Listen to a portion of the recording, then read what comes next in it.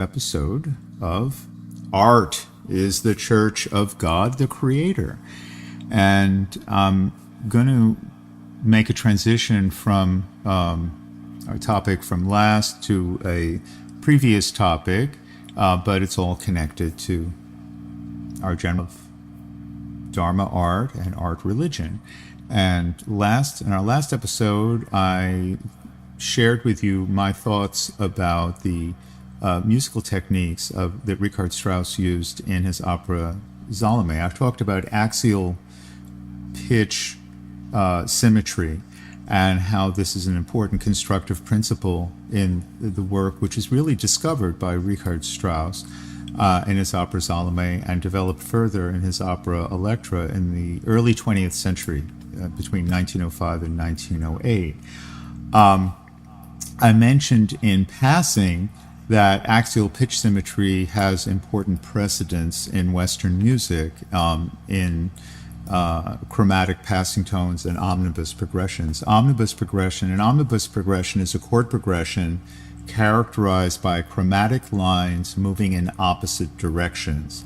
And this is the basic idea that Strauss used to generate his basic harmonic structure for the opera Salome. He had chromatic lines moving in opposite directions, which were then harmonized by triads.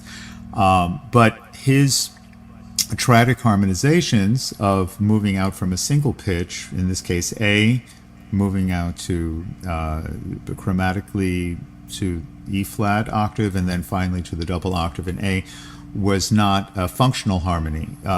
Omnibus progressions in starting with Baroque music and through the Romantic era were functional harmonies. They were generally extensions of a single dominant sonority, or moving through a chain of dominance to another tonic. And so the potential for this type of chromatic expansion has existed for a very long time, at least since the 1600s or the 1700s. So he was working. Just to briefly recap, the Baroque harmonizations from the Baroque era, from 1600 to 1750. There was the descending chromatic fourth in the bass ostinato pattern of the Passacaglia, known as the lament bass. So, for example, in the key of C minor, going C, B, B flat, A flat, G, that descending fourth, harmonized, like in the key of C minor, that would be going from like the C minor from the C down to the G, G7th, the dominant. That would be, and then, chromatically harmonized in rising tones, that would be the omnibus. This got expanded by composers such as Bach, and Bach's harmonic expansions mostly remained dormant and did not get picked up again until the Romantic era. And then we start seeing more of this type of chromatic passing motion in Schubert, and especially in Chopin, and then from Chopin to Liszt to Wagner. And by the later 19th century, in Wagner and Tchaikovsky, we start getting omnibus progressions where it moves through a chord progression which encompasses all of the notes of the chromatic scale. So there was a historical development, the descent from the tonic to the dominant using chromatic passing tones, and then ending going back to the tonic in a perfect cadence. For example, from C to G and then back to C. And so there are various ways of extending that, and then for purposes of composition, that pattern can be halted at any point, and so doing can facilitate modulation to any desired key. And this possibility was seized upon, as I said, by the Romantics, by starting with Schubert, then to Chopin, and then from Chopin to Liszt to Tchaikovsky and Wagner. And so this was the idea that which Strauss seized and then sort of expanded to a general principle of axial symmetry, and this is extremely important. And this is really a key concept of 20th century musical aesthetics, the idea of symmetry, both pitch symmetry and then ultimately beyond that, rhythmic and other types of structural symmetry as a compositional determinant. So I want to extend our examination of the musical language, the revolutionary musical language of Richard Strauss and his early operas Salome and Electra, to in the future to look at the development of symmetry, pitch symmetry, and especially in the tonal universe of Schoenberg and his disciples Webern and Berg, but also in Bartók and Stravinsky and every major 20th century composer. This is an extremely important thing. So we'll be coming back to this throughout.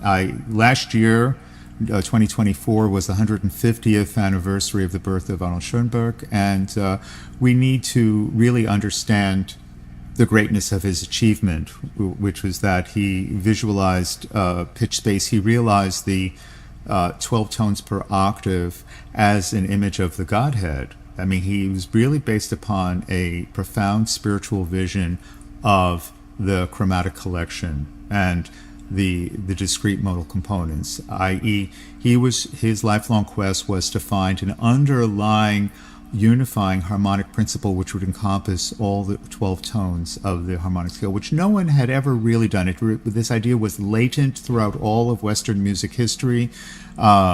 Basically, ever since the 1300s, composers have been using all sorts of chromatically altered tones, but they were always viewed as subsets of, like, simpler pentatonic or sometimes hexachordal or diatonic collections. And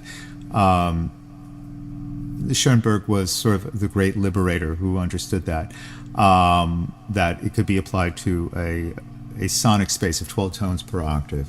But in some sense, in terms of being able to communicate to audience, you can say in some sense he shot himself in the foot by completely excluding the lower level triads, the major and minor triads, because that's the unifying principle which connects it all. So I'll be discussing my musical theory, but later. But at the root of it, there is a fundamental idea of symmetry, and the keystone theories of music all have to do with symmetry, the perception of symmetry in order to experience unity, that in order to have a satisfying aesthetic experience, we must have an overall sense of unity. And what the artist is doing is revealing the underlying unity in multiplicity. And what the creative artist is doing is bringing out the latent unity in the multiplicity of sensory perceptions. And of course, there are 5 basic types of sensory perceptions, sound, visual, that is to say, auditory, visual, and then the other ones, touch, taste, and smell. I'm not I'm not an artist I'm not a tactile artist. I don't create beautiful clothing, in terms of things that you can touch. I'm not a touch artist. I'm not a smell artist. I'm not a creator of fragrances. I'm a very mediocre cook, so I'm not a gustatory artist. But any type of artist is trying to create a unity out of diversity. A visual artist is trying to create a unity out of a diversity of visual images, i.e. is trying to find a type of harmony. And in music, we are trying to create a unity out of diversity of sounds. And the primary tool that we use to create unity out of diversity is symmetry, and being able to recognize symmetry. And we have an inborn ability as human beings to recognize symmetry. We recognize symmetry from the moment we're born. We look at the face of our mother or father and we recognize a symmetrical face. This is an inborn human characteristic, and this is because we are symmetrical creatures. We have right and left. I mean, we have our bodies have bilateral symmetry, and we are programmed to seek out the symmetrical images, such as our caretakers, mothers or fathers, and so on. From the moment we're born, it's how we are basically programmed to function, to survive as creatures in this universe. And our ability to perceive symmetry allows us to see symmetry not only in people, but in things and objects. And the presence of symmetry is pleasing and beautiful, whether it is in people or in sensations or in sounds. And music allows us, and the structures of Western music allow us to perceive symmetry on many levels. And the greatest theorists of, for example, Heinrich Schenker, allows us, it's pointed out that there is multidimensional symmetry of harmonic progressions in Western music. Tonic, dominant, 1-5-1 happens on every level, from the most largest level of an entire piece to every shorter level, down to the tiniest phrase levels, and down to the simplest melodic progressions, that we're always basically looking at root progressions of 1-5-1, which is symmetrical, 1-5-1. And the other extremely important theorist, Riemann, shows us that there is also a intervallic symmetry, and he is sort of the father of axial pitch structure, because we can see that the inversional relationships of the major triad are inversionally equivalent to the minor triad, and that there is a symmetry, intervallic symmetry. And that idea of intervallic symmetry leads us to the idea of intervallic pitch axis, which was really the key innovation of Richard Strauss and Salome and Electra. And for that reason, it's supremely important. It's not just another technique, but it's intimately related to how we perceive beauty as human beings. Our ability to perceive symmetry is how we perceive numbers. It's at the root of our ability to perceive unity in all things. So symmetry is beauty, beauty is symmetry, and we are hardwired to perceive it. It is our moral duty as human beings who have the ability to perceive symmetry to seek and to create beauty as much as we can. This is our nature as human beings. It's not optional. It's absolutely necessary for us. And that, so I want us to, when we discuss Schoenberg and Wagner later, we want to be looking at the moral dimensions of their innovations, and not to just view them in terms of like novelty or just or in any sort of arbitrary sense. So I want to connect this technical discussion of Western musical aesthetics to my meditative training and the Dharma art teachings of my teacher, Chogyam Trungpa Rinpoche, who was not a musician, he was a poet and a visual artist, but from whom his basic principles of Dharma art are the basis of my understanding of Dharma art and art religion, which we're trying to synthesize here together. Even though he was coming from a completely different culture, I have tried in my work to translate his teachings into my artistic training and my culture. So making a transition from our last topic, the importance of the bringing out symmetry in music, we're going to take a look at the Dharma art teachings of Trungpa Rinpoche. So I'll give like a brief introduction to his background, his artistic training, and his teaching. Chogyam Trungpa Rinpoche, lived from 1939 to 1987. He was a practicing artist and a meditation master. And for that reason, he brought a unique perspective to the discussion of the creative process. So from a young age, he was recognized as a Buddhist teacher, and his training began in very, very early childhood. He undertook extensive study of the philosophical texts and meditative practices of Tibetan Buddhism. While he was in Tibet, Chogyam Trungpa, and his title in the Buddhist perspective, it was the Vidyadhara, studied a variety of traditional artistic forms, including monastic dance, poetry, calligraphy, and Thangka painting. Not music. He was not a musician, but he studied dance, poetry, calligraphy, and Thangka painting. He enjoyed the songs of the great poet and teachers of Tibet, such as Milarepa, the epic adventures of the Tibetan hero Gesar of Ling. This was all part of traditional Tibetan culture that he was raised in. He received training in the Doha tradition of celebrating the qualities of awakened mind by singing spontaneous verses of spiritual realization, which is more of a poetic, which relates more to improvised poetics more than to music. But, perhaps it has a musical component because of the nature of vocalization. In Tibet, Trungpa planned and participated in monastic festivals and ceremonies and took delight in beginning his training in sacred dance. He liked to tell stories of the rigor of his dance training, in which he would need to hold his arm aloft for hours, beating a hand drum until his arm would swell up and he would reach the point of exhaustion. So there was some musical aspect in that. In later years, despite his partial paralysis, he could still demonstrate dance moves from the early training, including dances from the folk tradition as well. So that's, sort of his early training as a child. At college age, he left Tibet, first for India, later for England, and then North America.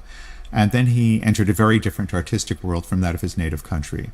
Having been primarily exposed to the highly prescribed approach to art, religious in nature, and tied to the practices and rituals of monastic life, he now encountered the expressive, secular, individualistic art of the 1960s. He encountered Japanese art forms that expressed Zen understanding through secular forms and rituals such as flower arranging, tea ceremony, calligraphy, painting, and archery.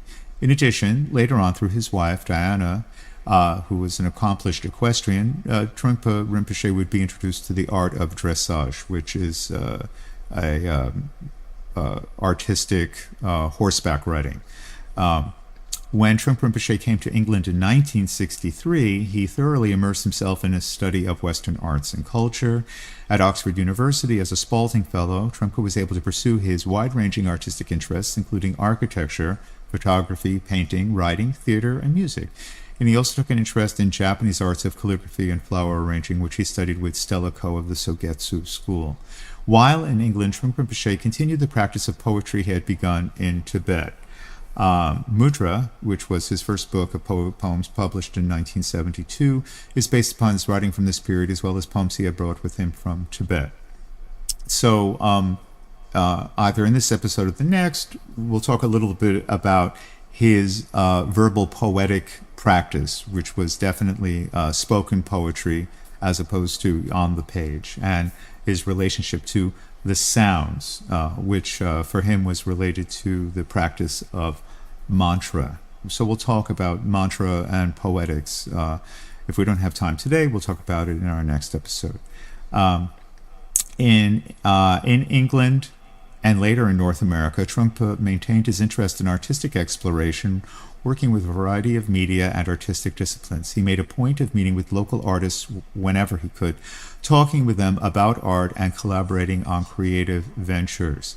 And I think, as I've said before in previous episodes, Trungpa Rinpoche is remembered today primarily as a Buddhist teacher, and I think of him really primarily as an artistic teacher.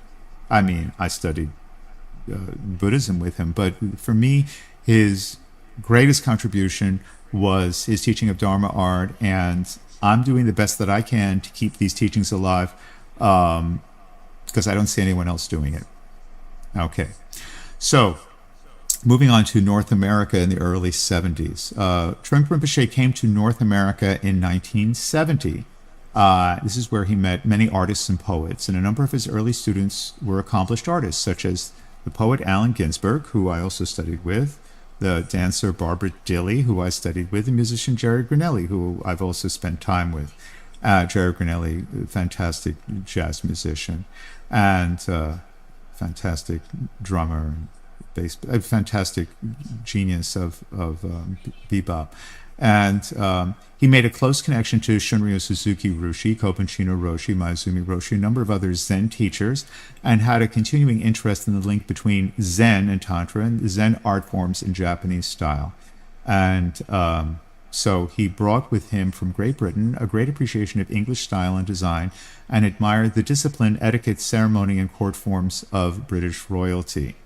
So there's a natural connection between that and traditional Japanese forms like tea ceremony and so on, which I've also had the opportunity to encounter.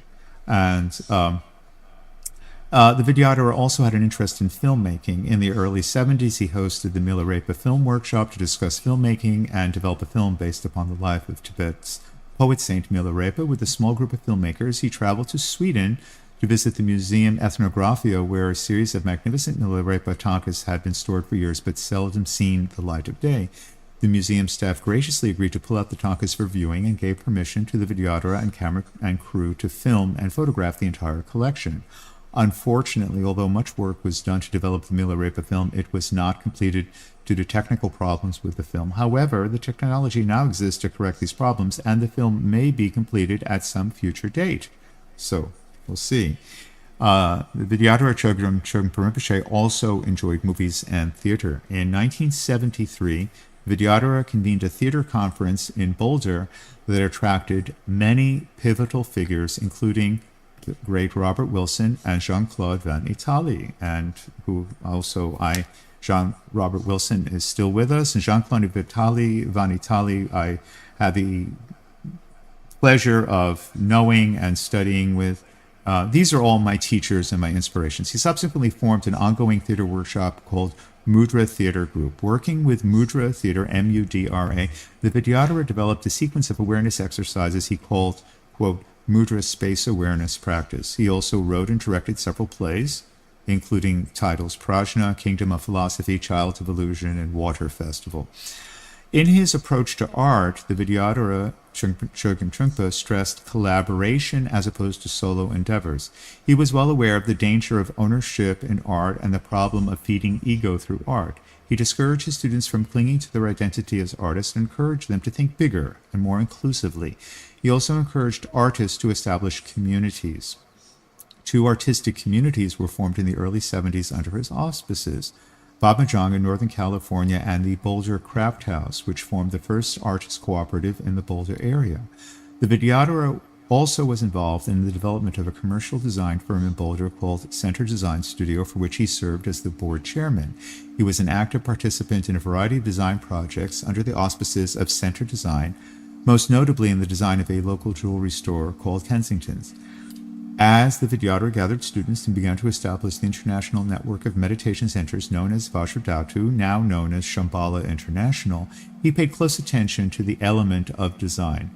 As one of the students who worked closely with him in this area, Gina Stick notes, this is, quote, during his lifetime, the Vidyadhara took an active role in design. I believe his personal involvement with design was due in part to the great joy he derived from the arts. He loved to design, and because of the essential message the arts hold. Quote, the path is the goal, unquote. It is not just what we do, but how we do it. The art of life, and life is art, grace, enjoyment.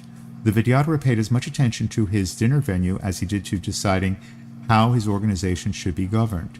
His direct hand in design springs also from the significance he gave to this activity as direct Dharma teaching, an emanation of the Guru's mind.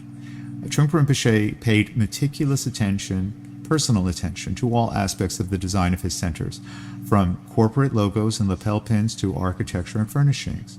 As his organizations grew and matured, he delegated many things to his senior students, but he rarely delegated design work.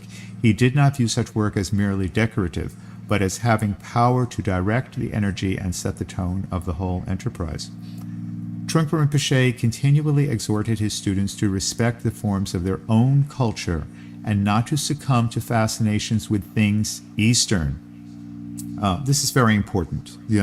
I mean, I've studied, Eastern traditions such as Buddhism and Gamelan, but it's really essential that I translate these into the culture that I've born and raised in Western culture. And this is what we're trying to do here in these talks and this website. We're trying to create a genuine synthesis of these viewpoints that is based upon authentic common ground. Yes.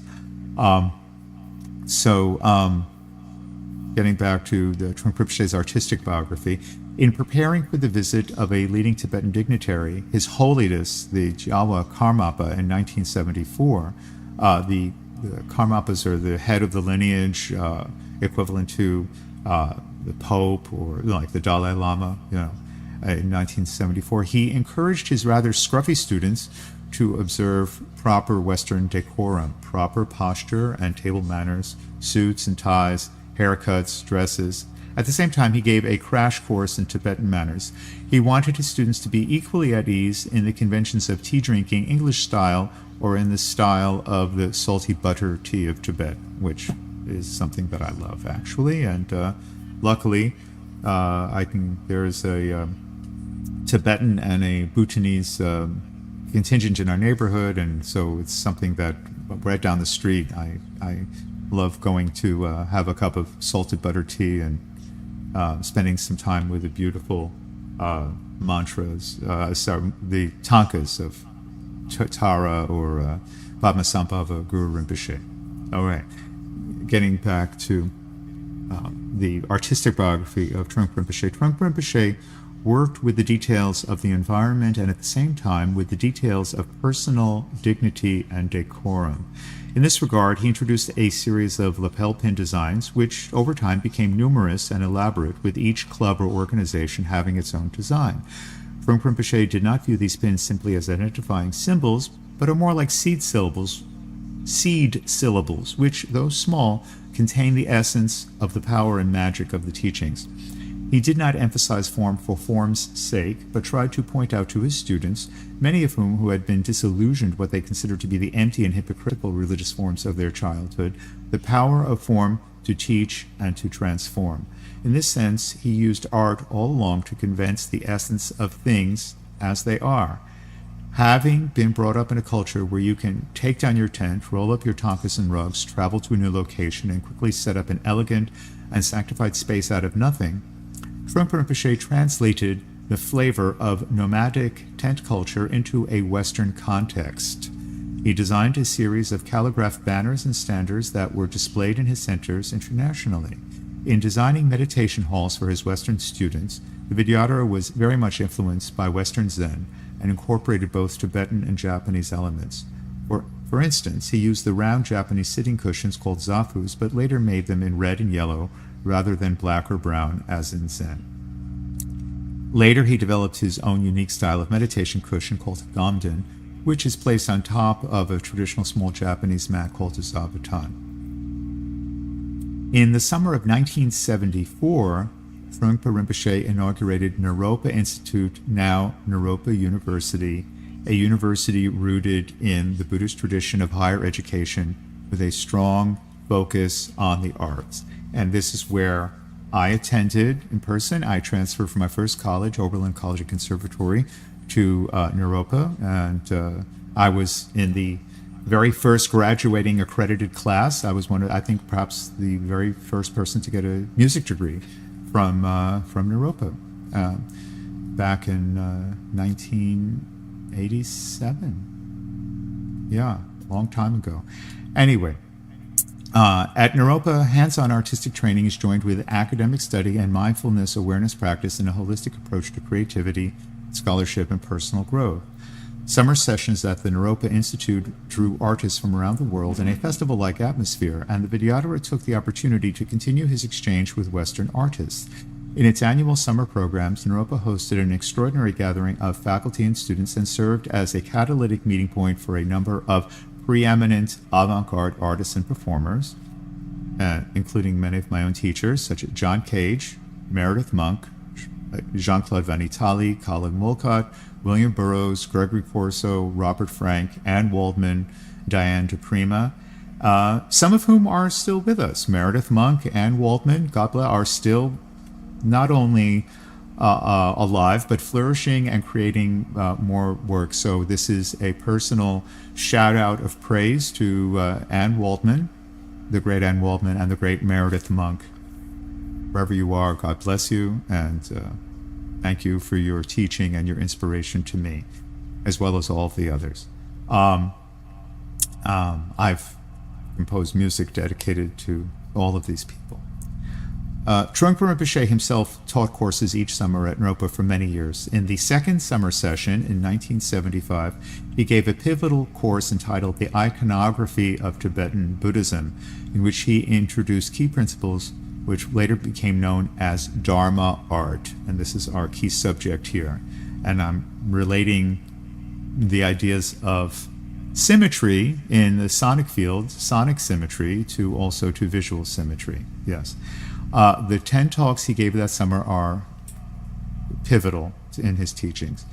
And Naropa Art Department plays a central role to this day. Naropa's Creative Writing Department, the Jack Kerouac School of Disembodied Poetics, was founded by Allen Ginsberg. Allen was a very important teacher and mentor to me, and was also an accomplished non-classical musician, but he was a very musical, and he worked very hard to bring together his poetic and musical practice. I did a lot of musical collaboration with Allen. I arranged and performed music with him, and Ad Waldman, for whom I also did musical collaborations.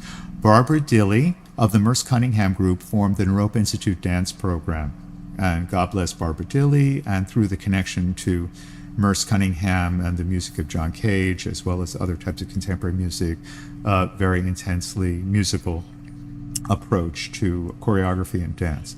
The Naropa Theater program was begun by Lee Worley, also a great teacher of mine, and Naropa's program in world music and jazz was founded by Jerry Granelli and Bill Douglas. God bless you, Bill Douglas, still alive and with us. And Jerry, these are wonderful teachers who all nurtured me, and for whom I will all be eternally grateful, and also great artists, of course.